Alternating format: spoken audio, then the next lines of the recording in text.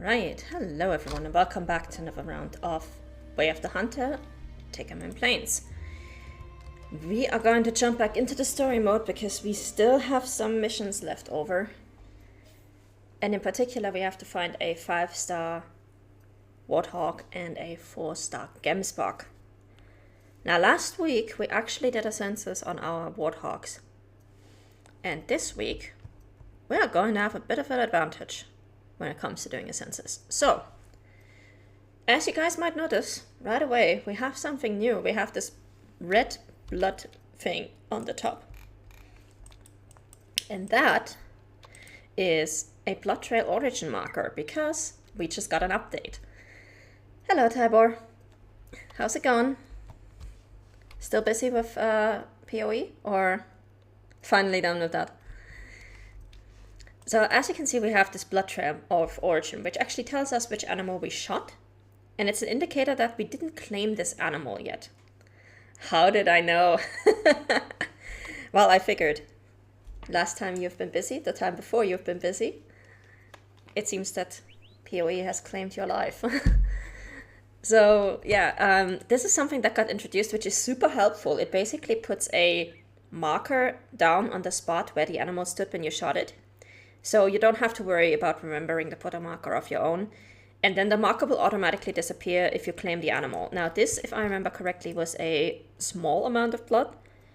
And we are not finding this animal again. So we are just going to remove this marker. But more importantly, I want to show you guys this. Oops, I should of course put them all back. You may notice that something new has happened on this map. We suddenly have a whole bunch of weird information, and this is the herd management update that was done this week, which is super useful. So I'm going to walk you guys through this real quickly, just explain it in very quick terms as best as I can, and then I'm going to show you guys how we're going to use this to help with our Gemsbok census. So we're going to take the Warthogs for the moment, because we did actually work on those. And they are actually a very good animal to show this. So, the first thing you will notice is that animals have this weird badge underneath them. The badge shows you two things. First of all, if it's a tilde, it's a secondary habitat. If it's a star, it's a primary habitat. And if it's got a crown, it's a private land, which is separate from the primary habitat. So that will already give you a good idea of where to go, which means, for example, we know we don't have to focus on any of these warthogs for when we do our warthog census. We don't need these guys because we know they are not good. And we did actually check one of them, these guys over here. We did actually check them. If we go back to Nekibo's map and filter for warthogs, you can see we did actually look at these guys, but we don't need them. And we're going to clear this marker because they are not part of the primary land. So they're not part of the primary habitat, which means we don't need them for our herd management. Which also, these ribbons down here underneath, they indicate what fitness the animals in that habitat will have. So as you can see, one ribbon means 40%. There's an entire explanation in the encyclopedia about how this works. Let me see if I can find it again real quickly. Yes, there we go. So 20 to 40% would be the blue ribbon, 40 to 60 would be the purple one, 60 to 80 this one, and then the reef would be 80 to 100. Keep in mind that this is for the entire habitat, okay? Not just an individual herd. It's per species and per habitat, which is also why these guys, which have a 4-star, and these guys, who don't have anything super promising, have the same information, because it is for the entire habitat and they belong to the same habitat. Now when you hover over these, you can also see these bars. Every single one of these bars represents 5% of fitness. And if a bar is not filled, that means the animal can never have that fitness ever, okay? We cannot spawn any 5 to 10% warthogs in this area. It's just not possible. 10% is where it starts. Above 10% is where we can expect warthogs to spawn, but we will never get a warthog under 10% out of this habitat. We can potentially get one until 100%. This is what the filled gray bar indicates. The filled gray bar shows you, okay, you could theoretically have 10 to 40% warthogs over here. And you can see underneath it says stable, because we did not do anything to the secondary habitat warthogs. We did not hunt them, we did not cull them, we did not influence them in any way, shape, or form. So the total potential fitness is what is already there in potential fitness. But if we go to the primary habitat, where we did do extensive culling during our census last week, you can see that we have actually managed to shift the fitness by 14%. We have managed to increase the mean fitness of the habitat by 14%, which is amazing, just by culling. And also we have made sure that we cannot get any warthogs under 15%. That is what the, I cannot show you this because I cannot move my cursor independently. But if you look at the bars in the graph, you'll see the first two are not filled. We can never get that fitness ever under any circumstances. The third one is filled. We could theoretically get that if we hadn't done any herd management. But we have done herd management, and because we have done such good herd management, we cannot get any warthogs between 10 and 15% either. We can only get above 15%. We can only get 16% to 100%. And that is great. So that shows that we've really done a lot to influence these herds. Now, how is this going to help us today? Oh, and one thing that I forgot to mention, you can now see we have a day indicator over here. So we now know exactly what day it is. So we are on the first day of a new year. And that's really helpful for when you find an animal and you wonder, and you spook the animal and you are like, can I afford to come back here the next day, or will this animal be gone? If it says 3 over here, you have to find that animal at the same day, because if you come back the next day, it will be gone, potentially. So that is super helpful for people who are trying to manage their herds. Now,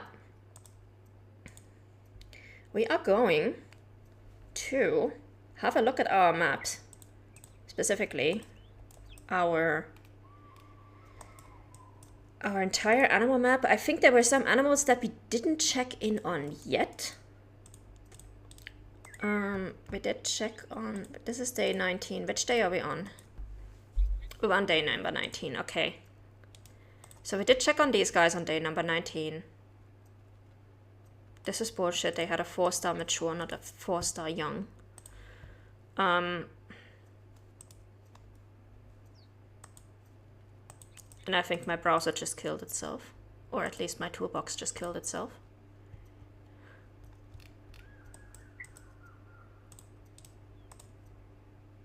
Yes. Okay.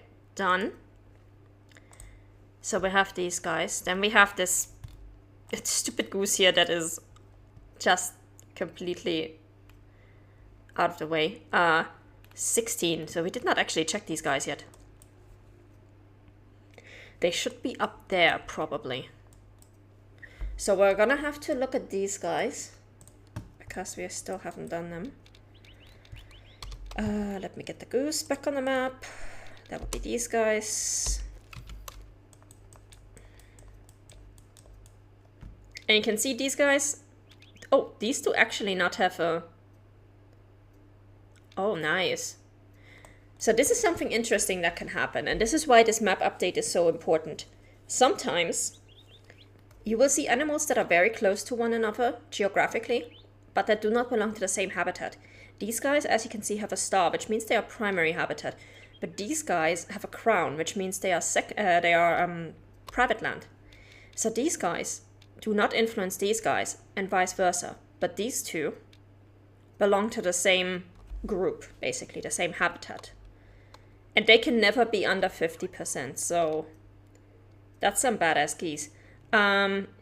We are going to check in on these guys, which means we need to go either over here, or over here. I hope they will be over there, because that's where they're easier to find. Because we did not check on these guys yet. We also need to check on our kudos, but we're gonna have to do that at a different time, not at the drinking time, because they are just in very weird places. So we're probably gonna have to come back for those guys later.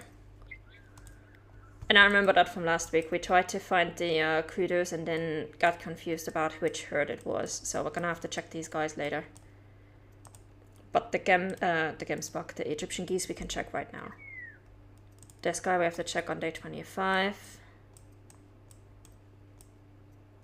The buffalo has forever and a day. This one 22. Okay.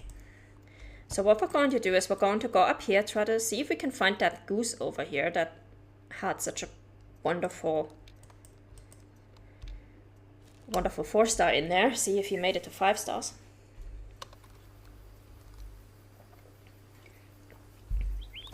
And then we're going to start a gemsbok census. And the good news, thanks to this habitat update, herd and habitat update, I should say, is that we will now have the option or the possibility to see exactly which herds actually belong together, which ones are actually primary habitat and which ones are secondary habitat. So no more confusion about, does this count as arid savanna herd or does this count as highland herd? We will know because we actually have the information on the map, which is super useful and it's going to make our life so much easier.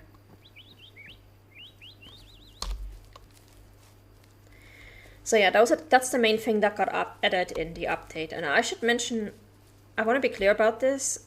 This is not new mechanics that got updated, okay? Herd management has always worked like this. It's just we never had the option to actually see it. Like we didn't have the visualization of these mechanics. They were just behind the scenes. And now we actually have the data available to us directly in the map.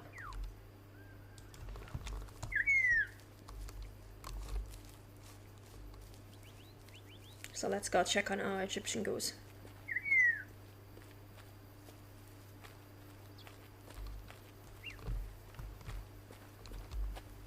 I hope they are not down there, because down there is just a mess. They are down there. Oh god. There's like 4 different flocks down there. So this might not actually be the same flock that we were looking for. This might actually be a different flock. There is a 4-star mature there.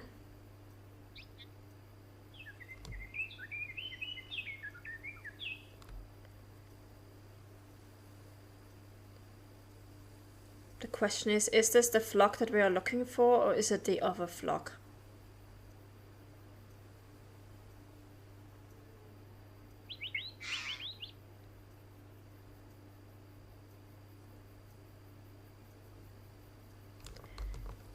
You know what we're going to do? We're going to check the other need zones anyway. And if they are at one of the other need zones, we will know for sure that it's not the herd that we thought it was.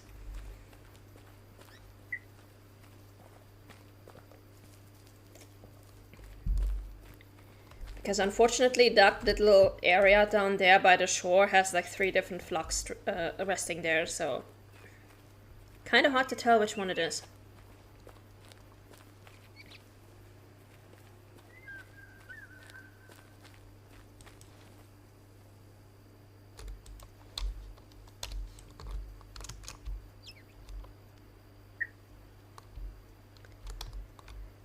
I don't see any geese over here.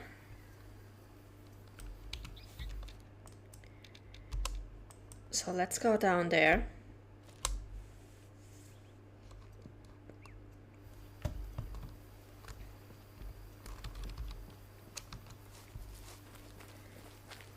And let's see if we can perhaps... Oh, what did we just book? Buffalo. Okay, that's fine. You know what? I'm not really interested in any of these right now.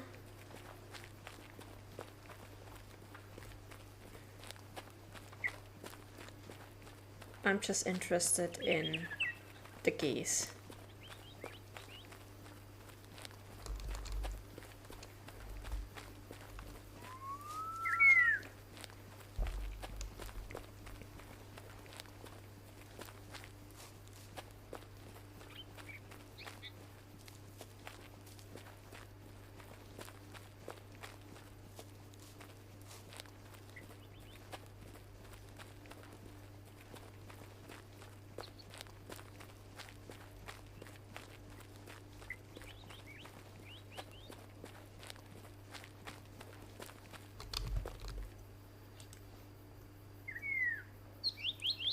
You're a 1-star mature. The question is, nah, that's probably a Highlands box, so we don't really care. Okay. So the geese that we saw down there were actually the geese that we were looking for. Okay. In that case, we can update Nekebu's map. And we just change this to day 19.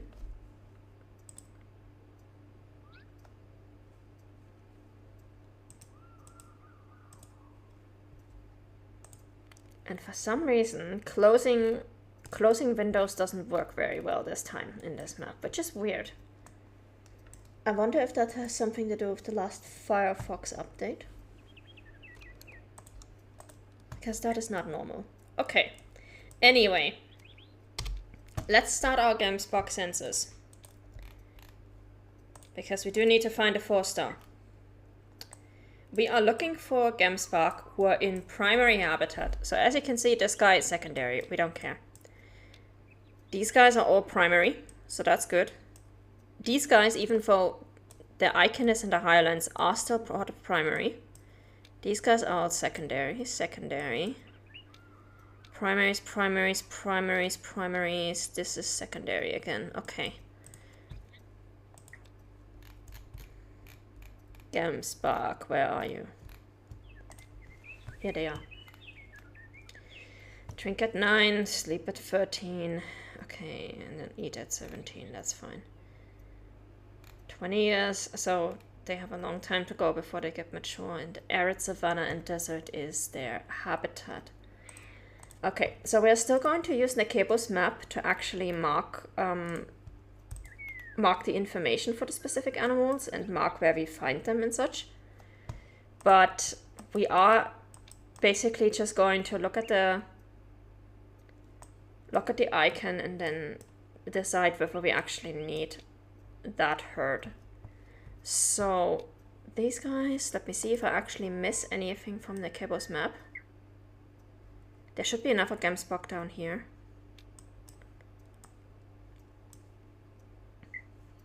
There should be another Gemsbok icon over here. Then we have a few more. 2 more down here.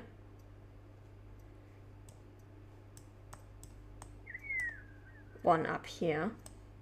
Which I don't know if it's primary or secondary, but probably primary.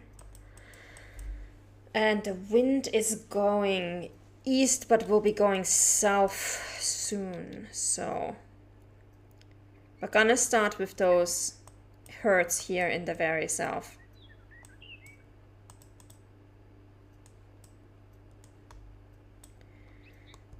And we're going to have to check which herds are actually needed and which are not. Let's start with these guys over here. They have a drink zone here or here. This guy has a drink zone either over here or up here.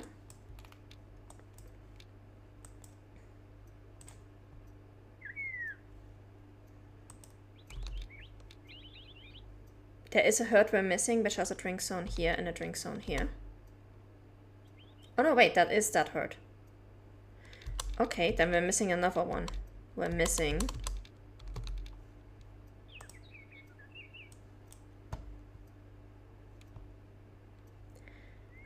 one that has a drink zone down here and down here.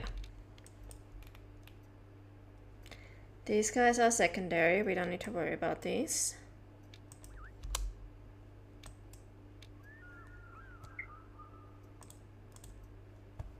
This one has a drink zone right next to that and right over here. There is another Gemsbok foe that should be drinking around here. So these actually have a lot of Gemsbok drink zones. And then one up there or up here. Okay, I think those are all the Gemsboks that are down there. And then we have to go further north to find more of them. So we're going to start down here with this, and we're gonna work our way up here through here.